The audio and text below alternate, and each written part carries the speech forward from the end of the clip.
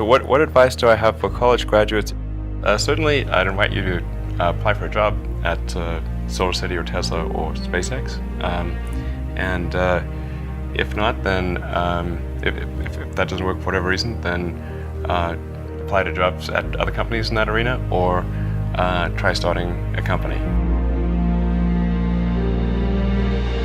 If you study engineering and you figure out how to design new things, then it's relatively easy to start a company. You just need to get a few like-minded people with you. Although I have to say that the space business is quite hard to start a company in the space business because it's such a capital-intensive business. So it may be better to do something in solar power, or if you're going to do it in cars, do it as kind of a component supplier for cars or something like that. Musk has college degrees in business and physics, but SpaceX is his first venture in aerospace. How did you get the expertise to be the chief technology officer of a rocket ship company? I do have a physics background. That's helpful as a foundation.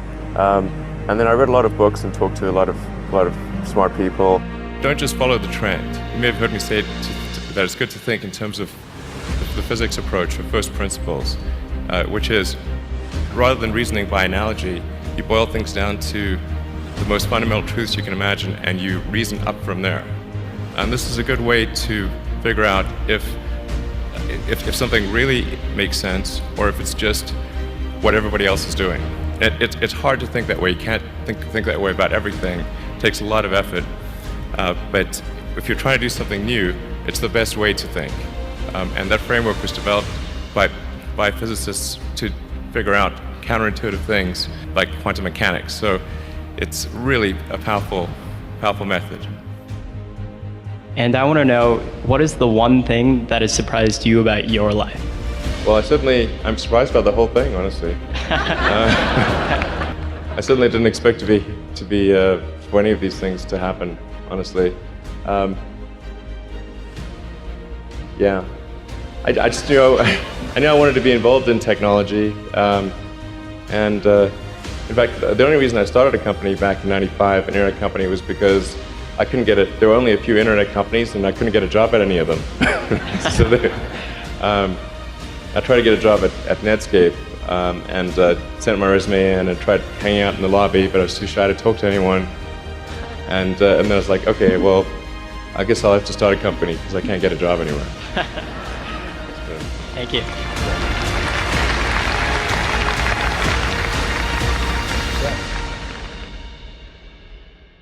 I wouldn't say I'm fearless. In fact, I think I feel fear quite strongly. But if what we're doing is, what I'm doing is, I think, is important enough, then I just override the fear. Mm-hmm. So, but it's not as though I don't feel. I feel like more strongly than I would like. I think also people tend to overweight risk on a personal level.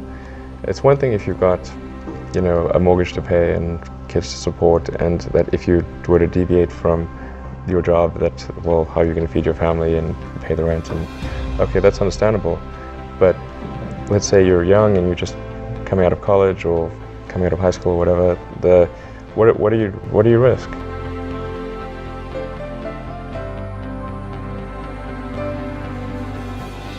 You're not going to stop. I mean, right. It's really certainly not in any kind of modern economy. It's so easy to earn enough money just to live somewhere and eat food. I don't know what are they afraid of? They're mostly afraid of failure, I think.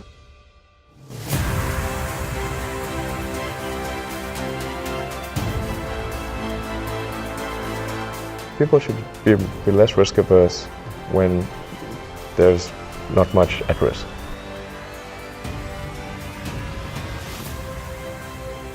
What is education? Like, you're basically downloading data and algorithms into your brain, and it's actually amazingly bad in conventional education, because it shouldn't be like this huge chore. Like, the more you can gamify the process of learning, the better.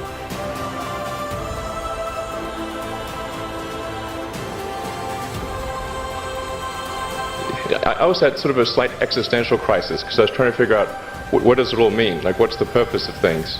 And I came to the conclusion that if we can advance the knowledge of the world, if we can do things that expand the scope and scale of consciousness, then we're better able to ask the right questions and become more enlightened, and that's really the only way forward. What drives you? What is it that when you wake up in the morning, do you see a problem and you want to solve it? The thing that drives me is that I want to be able to think about the future and feel good about that. We're doing what we can to have the future be as good as possible, to be inspired by what is likely to happen, and to look forward to the next day. That's what really drives me, is trying to figure out how do we make sure that things are great and going to be so, and that's the underlying principle behind Tesla and SpaceX. Is that I think it's pretty important that we accelerate the transition to sustainable generation and consumption of energy.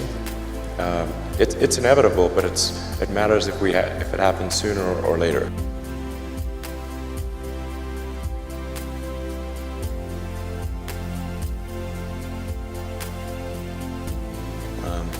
And then SpaceX is about helping make life multiplanetary, and doing what we can to continue the dream of Apollo, and ultimately make a contribution to life becoming multiplanetary.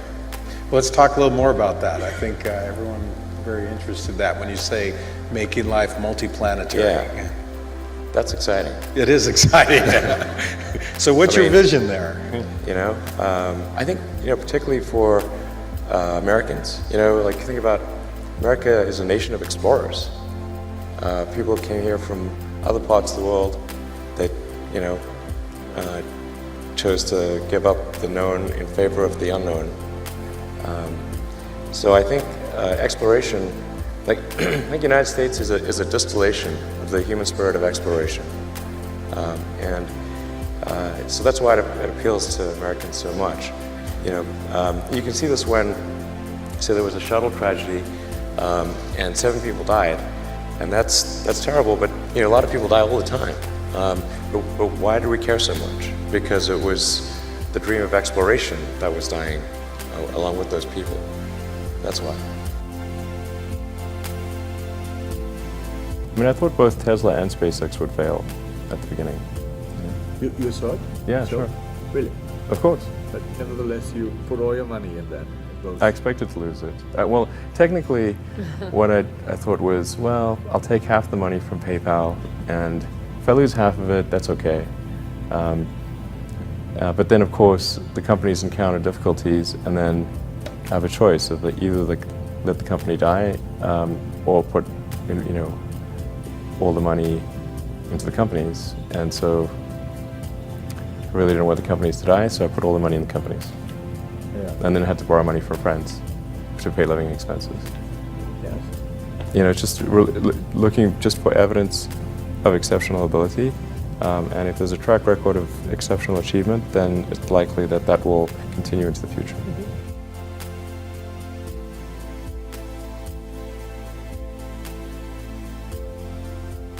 Well, it really depends on the stakes. If the stakes are high, if it's really important, then I will overcome the fear and just do it anyway. But essentially, I just drive overrides fear, but I feel the fear. It's kind of annoying. I wish I didn't. Okay. I wish I felt it less. Uh-huh.